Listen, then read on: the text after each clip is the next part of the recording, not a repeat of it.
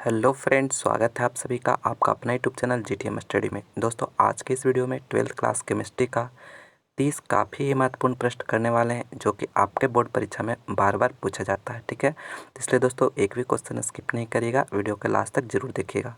तो चलिए फटाफट आज की वीडियो में शुरू करते हैं फर्स्ट प्रश्न से। फर्स्ट क्वेश्चन में कह रहा है कि कार्बनिक यौगिक में तत्व उपस्थित होना चाहिए। ए ऑप्शन में दे रहा है ऑक्सीजन, बी में दे रहा है कार्बन, सी में दे रहा है नाइट्रोजन और डी में दे रहा है हाइड्रोजन। तो दोस्तों यहाँ पे कार्बनिक यौगिक में जो तत्व उपस्थित होना चाहिए वह होता है कार्बन। ठीक है, तो इसलिए बी ऑप्शन यहाँ पे बिल्कुल करेक्ट आंसर हो गया, कार्बन। नेक्स्ट क्वेश्चन दूसरा में कह रहा है कि कार्बन कार्बन एकल बंध की लंबाई है, यानी कार्बन कार्बन सिंगल बॉन्ड का जो है लेंथ आपसे पूछा जा रहा है। ठीक है, तो ए ऑप्शन में दे रहा है 1.34 एंगस्ट्रम, बी में दे रहा है 1.20 एंगस्ट्रम, सी में दे रहा है 1.54 एंगस्ट्रम और डी में दे रहा है इनमें से कोई नहीं। तो देखिए दोस्तों, आपको याद करना है, यहाँ पे 3 क्वेश्चन आपसे पूछा जाता है।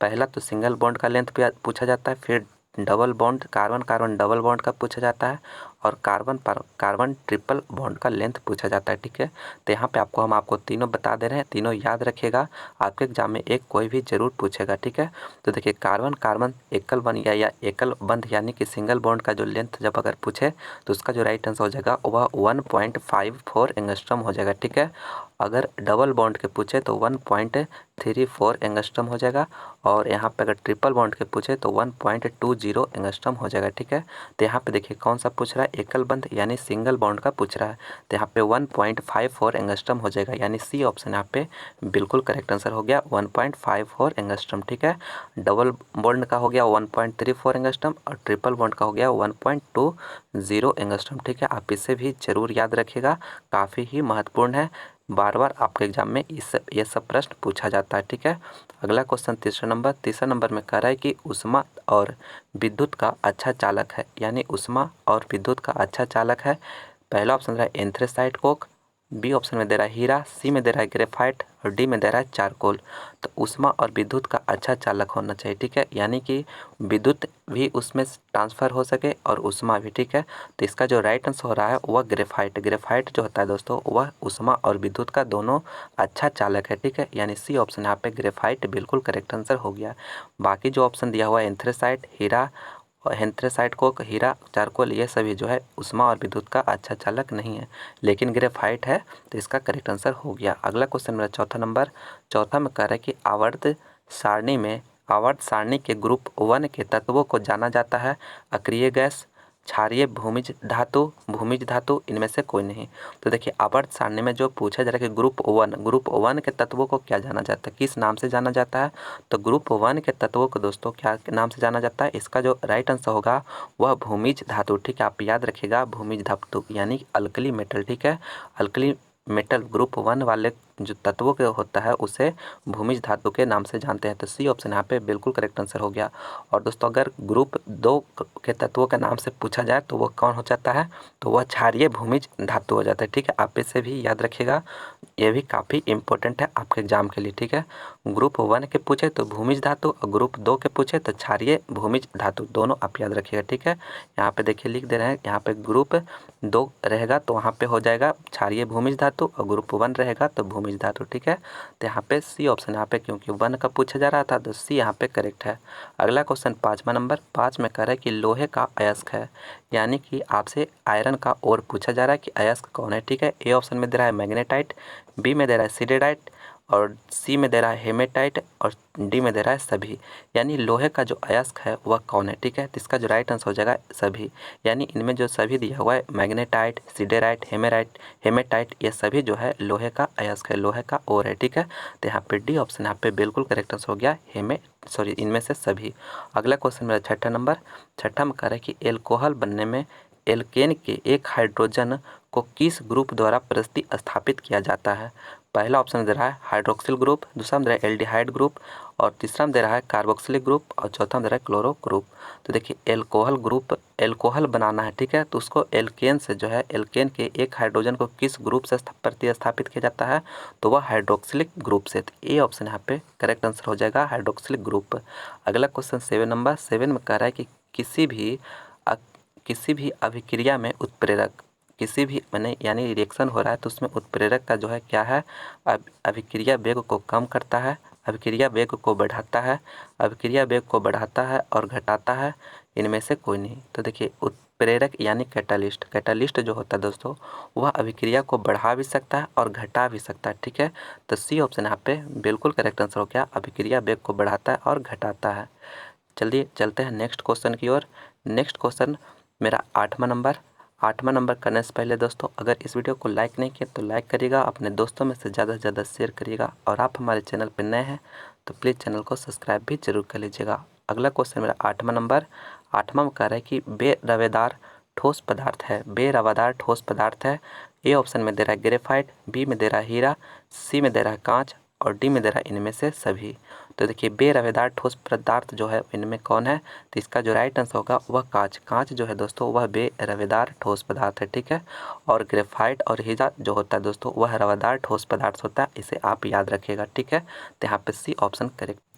नेक्स्ट क्वेश्चन 9 नंबर में कह रहा है कि निम्नलिखित में से कौन धातु अम्ल से अभिक्रिया कर हाइड्रोजन गैस मुक्त नहीं करता है। पहला ऑप्शन रहा है आयरन, दूसरा में रहा है कॉपर, तीसरा में रहा है जिंक, चौथा में रहा है मैग्नीशियम।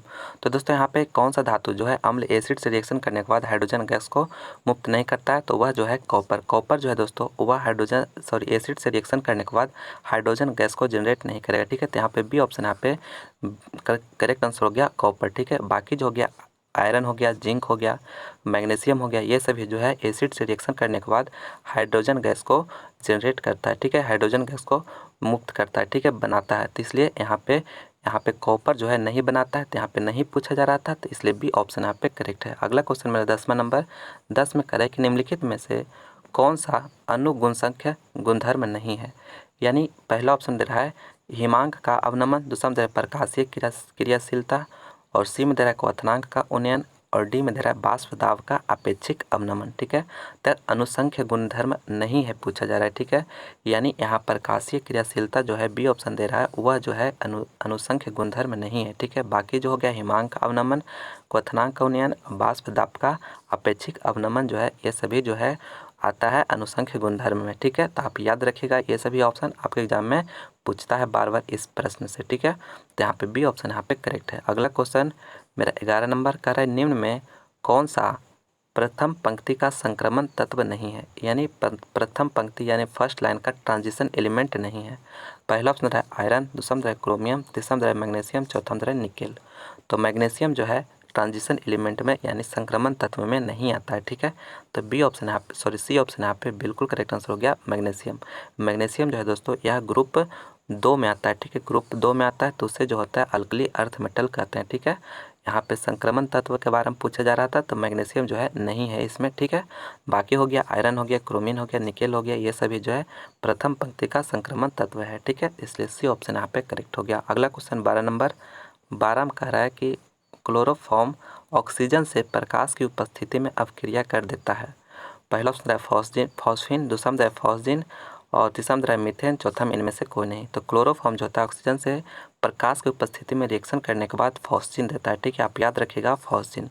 तो बी ऑप्शन यहाँ पे बिल्कुल करेक्ट आंसर हो गया। अगला क्वेश्चन मेरा 13 नंबर 13 में कह रहा है कि H2O बर्फ में किस प्रकार का बॉन्ड पाए जाते हैं। तो बर्फ में जो होता है दोस्तों हाइड्रोजन बॉन्ड पाए जाते हैं, ठीक है, आप याद रखिएगा सी ऑप्शन यहाँ पे हाइड्रोजन बॉन्ड बिल्कुल करेक्ट आंसर है। अगला क्वेश्चन 14 नंबर जिंक है एक उपधातु, लेंथेनाइट, संक्रमण तत्व, धातु। तो जिंक जो है दोस्तों एक संक्रमण तत्व है, ठीक है, आप याद रखिएगा जिंक जो है संक्रमण तत्व है यानी ट्रांजिशन एलिमेंट है, ठीक है। तो सी ऑप्शन यहाँ पे बिल्कुल करेक्ट आंसर है। अगला क्वेश्चन मेरा 15 नंबर में कह रहा है कि संपर्क विधि में प्रयोग किए जाने वाले उत्प्रेरक का नाम है। दोस्तों कॉन्टैक्ट मेथड जो होता है उसमें प्रयोग किए जाने वाला कैटालिस्ट जो होता है उसका नाम क्या है। ए ऑप्शन में दे रहा है जिंक चूर्ण, दूसरा में दे रहा है प्लेटिनम, तीसरा में दे रहा है नाइट्रोजन अम्ल, और डी में दे रहा है इनमें से कोई नहीं। तो कॉन्टैक्ट प्रोसेस में जो कैटालिस्ट का प्रयोग किया जाता है वह प्लेटिनम है, ठीक है, प्लेटिनम। तो बी ऑप्शन यहाँ पे बिल्कुल करेक्ट आंसर हो गया प्लेटिनम। चलिए चलते हैं अगला क्वेश्चन 16 नंबर की ओर। 16 नंबर में करें पेट में अत्यधिक अम्ल को बनने से रोका जा सकता है। पहला ऑप्शन दे रहा है प्रत्यय अम्ल से, पीड़ाहारी से, ज्वरनाशी से, प्रतिजैविक से। तो देखिए पेट में अत्यधिक अम्ल से बचने के लिए रोका जा सकता है तो वह प्रत्यय अम्ल से, ठीक है, आप याद रखिएगा ये ऑप्शन यहाँ पे बिल्कुल करेक्ट आंसर है, प्रति अम्ल से, एंटासिड से। ठीक है, नेक्स्ट क्वेश्चन 17 नंबर 17 में कह रहा है कि कार्बोहाइड्रेट जो जलांशित होकर 3 से लेकर 10 मोनोसेक्राइड इकाई प्रदान करते हैं उसे कहा जाता है मोनोसेक्राइड, डाइसेक्राइड, ओलिगोसेक्राइड, पॉलीसेक्राइड। तो दोस्तों कह रहे 3 से लेकर 10 मोनोसेक्राइड इकाई प्रदान करते हैं तो उसे जो है ओलिगोसेक्राइड कहते हैं। ठीक है, तो सी ऑप्शन यहाँ पे बिल्कुल करेक्ट आंसर है, ओलिगोसेक्राइड। अगला क्वेश्चन 18 नंबर 18 में कह रहे हैं कि आवर्त सारणी के तृतीय आवर्त में तत्वों की संख्या है, यानी आवर्त सारणी में जो होता है दोस्तों 7 आवर्त है। ठीक है, 1 2 3 4 5 6 और 7। ठीक है, तो यहाँ पे आवर्त सारणी में जो होता है आवर्तों की संख्या 7 होता है, उसमें पूछा जा रहा है कि तीसरा में जो होगा वह तत्वों की संख्या कितना होता है।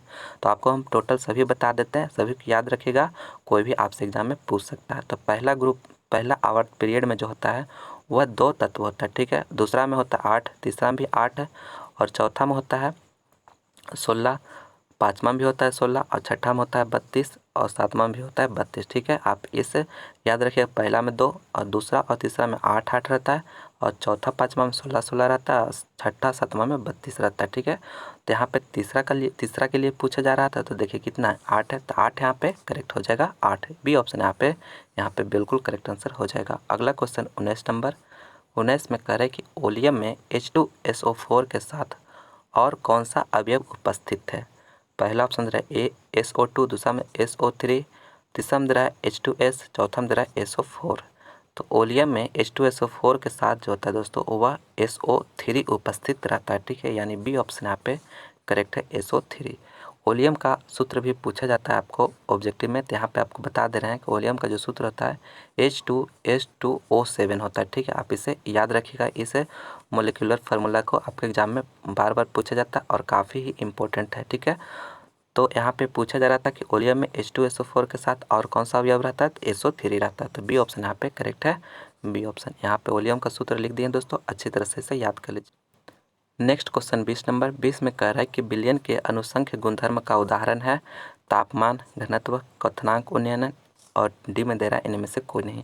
तो अनुसंख्य गुणधर्म का उदाहरण जो होता है वह क्वथनांक उन्नयन होता है। तो सी ऑप्शन यहाँ पे करेक्ट आंसर हो गया। अगला क्वेश्चन मेरा 21 नंबर कह रहा है संक्रमण धातुओं का समान इलेक्ट्रॉनिक विन्यास है। तो इसका जो राइट आंसर हो जाएगा वह A option N-1 into D के पावर 1 से लेकर 10 मैंने 10 यहाँ पे इलेक्ट्रॉन आ सकता है, और N S के पावर 2। ठीक है, यही होता है जो इलेक्ट्रॉनिक कॉन्फ़िगरेशन होता है ट्रांजिशन एलिमेंट का। ठीक है, जनरल इलेक्ट्रॉनिक कॉन्फ़िगरेशन। तो इसका ए ऑप्शन यहाँ पे करेक्ट आंसर हो जाएगा। अगला क्वेश्चन मेरा 22 नंबर 22 में कह रहा है कि निम्नलिखित में कौन ऑक्साइड अम्लीय है, कौन सा ऑक्साइड जो है अम्लीय है। तो ZnO, MgO, Na2O, और 4 में दे रहा है SO2। तो अम्लीय पूछा जा रहा है, तो यहाँ पे SO2 हो जाएगा। ठीक है, तो डी ऑप्शन यहाँ पे बिल्कुल करेक्ट आंसर हो गया। अगला क्वेश्चन मेरा 23 नंबर करेक्ट निम्नलिखित में से कौन एल्डिहाइड और कीटोन में विभेद कर सकता है। तो इसका जो पहला ऑप्शन दे रहा है वह कास्टिक सोडा, दूसरा में दे रहा है फेलिंग सोल्यूशन, फेलिंग विलियन, और सी में दे रहा है ए और बी दोनों, और डी में दे रहा है इनमें से कोई नहीं। तो एल्डिहाइड और कीटोन में जो विभेद कर सकता है वह फेलिंग सोल्यूशन है। ठीक है, यानी फेलिंग विलियन है। ठीक है, तो बी ऑप्शन यहाँ पे करेक्ट हो गया, फेलिंग विलियन। नेक्स्ट क्वेश्चन 24 नंबर कह रहा है कि निम्नलिखित में से कौन ज्वरनाशी है, यानी जो है ज्वरनाशी यानी बुखार को कम कर सकता है, एंटीपायरेटिक इंग्लिश में बोला जाता है। तो पहला ऑप्शन दे रहा है डेटॉल, दूसरा में दे रहा है नियोप्रिन, और तीसरा में दे रहा है पेनिसिलिन, चौथा में दे रहा है पैरासीटामोल। तो ज्वरनाशी जो होता है दोस्तों पैरासीटामोल है। ठीक है, डी ऑप्शन यहाँ पे बिल्कुल करेक्ट आंसर हो गया, पैरासीटामोल। अगला क्वेश्चन 25 नंबर कह रहा है कि तनु HCl को विरंजक चूर्ण CaOCl2 से अभिक्रिया कराने पर कौन सी गैस बनता है। हाइड्रोजन गैस बनता है, ऑक्सीजन गैस बनता है, क्लोरीन बनता है, इनमें से कोई नहीं। तो क्लोरीन गैस बनता है। ठीक है, काफ़ी महत्वपूर्ण प्रश्न है, अच्छी तरह से इसे याद रखिएगा। तनु HCl के विरंजक चूर्ण CaOCl2 से जो अभिक्रिया करेगा तो वह क्लोरीन गैस बनता है। तो सी ऑप्शन यहाँ पे करेक्ट आंसर हो गया। अगला क्वेश्चन 26 नंबर कह रहा है कि द्रवित NaCl के वैद्युत अपघटन से एनोड पर मुक्त होता है, यानी द्रवित NaCl जो होता है उसको वैद्युत अपघटन से एनोड पर जो होता है वह क्या मुक्त होता है, सोडियम, क्लोरीन, हाइड्रोजन, या सोडियम अमलगम। तो यहाँ पे देखिए एनोड पर पूछा जा रहा है, तो एनोड जो होता है दोस्तों वह क्या होता है, पॉजिटिव होता है। तो पॉजिटिव रहेगा तो वह जो होगा ये जब NaCl को अगर आप तोड़िएगा Na प्लस Cl में जब तोड़िएगा आयन में तो यहाँ पॉजिटिव होता है नेगेटिव, तो यहाँ पे पॉजिटिव वाले के पास नेगेटिव जाएगा, ठीक है। तो यहाँ पे क्या बनेगा, तो क्लोरीन यहाँ पे मुक्त होगा, ठीक है। तो बी ऑप्शन यहाँ पे बिल्कुल करेक्ट आंसर हो जाएगा। अगर आपसे एनोड की जगह पूछेगा तो क्लोरीन हो जाएगा क्योंकि यहाँ पे नेगेटिव है, और यहाँ पे कैथोड के बाद अगर पूछेगा कैथोड पर क्या मुक्त होगा तो यहाँ पे सोडियम हो जाएगा, ठीक है। तो यहाँ पे बी ऑप्शन यहाँ पे पूछा जा रहा, सॉरी करेक्ट है क्योंकि एनोड पर पूछा जा रहा था, तो क्लोरीन यहाँ पे करेक्ट है। अगला क्वेश्चन 27 नंबर कह रहा है कि आयरन का अयस्क है, आयरन का अयस्क कौन है, हेमेटाइट, मैग्नेटाइट, बॉक्साइड, ए और बी दोनों। तो यहाँ पे ए और बी दोनों होगा, तो डी ऑप्शन यहाँ पे करेक्ट आंसर हो गया, ए और बी दोनों, यानी हेमेटाइट और मैग्नेटाइट। और बॉक्साइड जो है वह एल्युमिनियम का ओर है, ठीक है, इसे भी आप याद रखिएगा। अगला क्वेश्चन 28 नंबर 28 में कह रहा है कि निम्न में से कौन सा मैग्नीशियम का अयस्क नहीं है। यहाँ पे मैग्नीशियम का अयस्क नहीं है पूछा जा रहा है, तो पहला ऑप्शन दे रहा है कार्नेलाइट, दूसरा में दे रहा है मैग्नेसाइट, तीसरा में दे रहा है डोलोमाइट, चौथा में जिप्सम। तो मैग्नीशियम का अयस्क नहीं है वह जिप्सम, तो डी ऑप्शन यहाँ पे करेक्ट है, जिप्सम, ठीक है। जिप्सम जो है अयस्क नहीं है मैग्नीशियम का, तो डी ऑप्शन यहाँ पे करेक्ट है। नेक्स्ट क्वेश्चन 29 नंबर 29 में कह रहा है कि K2PdCl4 में Pd का ऑक्सीकरण अवस्था है, यानी Pd का जो ऑक्सीकरण ऑक्सीडेशन अवस्था होगा वह क्या होगा। तो देखिए आपको काफ़ी आसान तरीका से बता रहे हैं, यहाँ पे K2PdCl4 है, ठीक है, Cl4 है यहाँ पे। तो यहाँ पे देखिए मेरा पता है कि पोटेशियम का जो होता है वह कितना होता है, तो वह +1 होता है, तो यह कितना है 2 है, तो 2 से गुना कर देंगे, ठीक है। और जिसे निकालना रहता है उसे x आप मान लीजिएगा, प्लस क्लोरीन का कितना होता है तो -1 होता है, कितना है 4 है, तो -4 लिख लेंगे, ठीक है। सॉरी यहाँ पे 1 क्योंकि इसका -1 होता है, यहाँ बराबर जो होगा वह 0 के बराबर होगा। इसी को अगर आप कैलकुलेट करते आगे तो यहाँ पे +2 आ गया, यहाँ पे +x, यहाँ पे -4 = 0।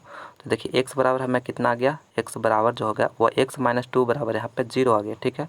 तो आगे कैलकुलेट करिएगा तो x बराबर जो हो जाएगा 2 आ जाएगा, ठीक है। तो यही मेरा इसका ऑक्सीकरण अवस्था हो गया, ठीक है, 2 यानी +2 हो जाएगा, ठीक है। तो यहाँ पे सी ऑप्शन यहाँ पे बिल्कुल करेक्ट आंसर हो गया, C option. Next question 30 number 30 में कह रहा है कि निम्न में से सिल्वर का अयस्क कौन सा है। सिल्वर का अयस्क जो है कौन सा है, हेमेटाइट, बॉक्साइट, अर्जेंटाइट या इनमें से कोई नहीं। तो सिल्वर का अयस्क कौन है दोस्तों, इसका आपको कमेंट करके बताना है इसका राइट आंसर कौन है, ठीक है, उसका रिप्लाई हम जरूर करेंगे। तो यह मेरा लास्ट प्रश्न था। मैं उम्मीद करता हूँ कि यह वीडियो आपको पसंद आएगा, तो प्लीज़ इसे लाइक करें, अपने दोस्तों में ज़्यादा से ज़्यादा शेयर करें, और आप हमारे चैनल पर नए हैं तो प्लीज़ चैनल को सब्सक्राइब करके बेल आइकन भी प्रेस कर लीजिएगा ताकि नए वीडियो का नोटिफिकेशन आप लोगों को मिलता रहे। चलिए मिलते हैं हम अगले वीडियो में। इस वीडियो को देखने के लिए बहुत बहुत धन्यवाद।